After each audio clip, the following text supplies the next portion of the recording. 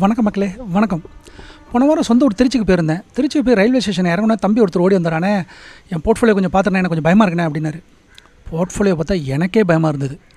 தம்பி 12 லட்சத்தை ஒரே ஸ்டாக்கில் ஒரே பங்கில் போட்டிருக்கிறாரு. இப்போ அந்த பங்கு 50% டவுன் ஆகி 6 லட்சம் தான் இருக்குது பாருங்கள்.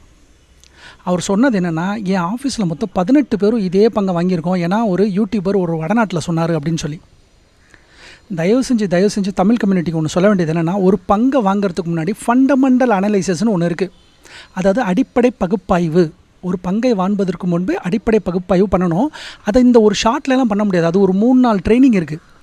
இருந்தாலும் இதெல்லாம் இருந்தால் தான் இந்த பங்கை வாங்கணும்னு ஒரு கட்டாயத்தை ஒன்று சொல்லாமா? அது என்னென்னலாம் பார்க்கணும் தெரியுமா? ஒரு கம்பெனியில் முதல்ல பாருங்கள், இந்த விலை, கம்பெனியோட விலை பாருங்கள்.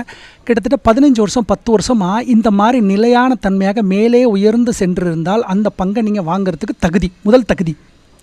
இந்த மாதிரி கீழே போயிருக்கா பாருங்கள், இதுக்கெல்லாம் தகுதியே கிடையாது அந்த பங்கை வாங்குறதுக்கு. ரெண்டாவது முக்கியமாக அவர்களோட விற்பனை மற்றும் லாபம். அவங்களோட விற்பனை வருடா வருடம், அதாவது குவார்டர்னு சொல்லுவாங்க. ஓகே, 3 மாதத்துக்கு ஒரு முறை அது என்ன பண்ணியிருக்கணும், கூடுதலாக கொடுத்துக்கிட்டே இருக்கணும். இந்த மாதிரி அதாவது ஒரு 3 மாதமும் அதனுடைய விற்பனை கூடியிருக்கணும், லாபமும் கூடியிருக்க வேண்டும். இது இரண்டாவது, இது கட்டாயம். இது இருந்தால் மட்டும்தான் அதுக்கு தகுதி, வாங்கக்கூடிய தகுதி. அடுத்து இதை பாருங்கள், ப்ரொமோட்டர், அந்த நிறுவனத்தோட ப்ரொமோட்டர், அதாவது அந்த நிறுவனத்தோட பங்கோட ஓனர் இருக்கார் இல்லையா, அந்த ஓனர் முதல்ல அவர் அந்த ஸ்டாக்கை வச்சுருக்கிறாரா, அந்த பங்கு அவர் வச்சுருக்கா, அது எங்கே பார்க்கலாம்? அந்த பாருங்கள், ப்ரொமோட்டர் ஹோல்டிங். அந்த ப்ரொமோட்டர் ஹோல்டிங்கு எவ்வளோ இருக்குதுங்கிறத பார்க்கணும்.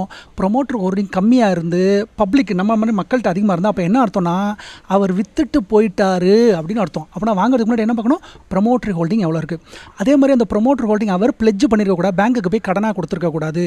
அடுத்து ROCE, ROE ரெண்டுமே டபுள் டிஜிட்டில் இருக்கணும். ROEனா நம்ம கொடுத்த எல்லாரோடைய பணத்தையும் வச்சு எவ்வளோ லாபம் சம்பாதிச்சாங்க, அவங்கள்ட்ட இருக்க மொத்த பணத்தை வச்சு எவ்வளோ லாபம் சம்பாதிச்சாங்க, அதையும் பார்க்கக்கூடியது தான் இந்த ROCE, ROE. அடுத்து லாபமும் சேல்ஸும் டபுள் டிஜிட்டில் எப்போவுமே இருந்திருக்கணும், அதை கொஞ்சம் பார்த்துக்கங்க. இது மாதிரி அடுத்து ரிசர்வ், அவங்களோட கையிருப்பு அவங்களுடைய கடனை விட அதிகமாக இருக்கணும். இது ரொம்ப ரொம்ப முக்கியம். இது இல்லைன்னா தயவு செஞ்சு அது அப்பனே வந்தாலும் சரி அந்த ஸ்டாக்கை வாங்கக்கூடாது. அது எவ்வளோ பெரிய யூடியூபர் சொன்னாலும் சரி, அது அடப்ட் ஈக்விட்டின்னு சொல்லுவோம். இது லெஸ் தென் 1 இருக்கணும். அதாவது ரிசர்வ் அவங்களோட கடனை விட அதிகமாக இருக்கணும்.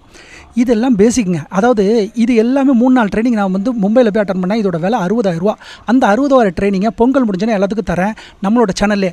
Keep stay on. தேங்க்யூ.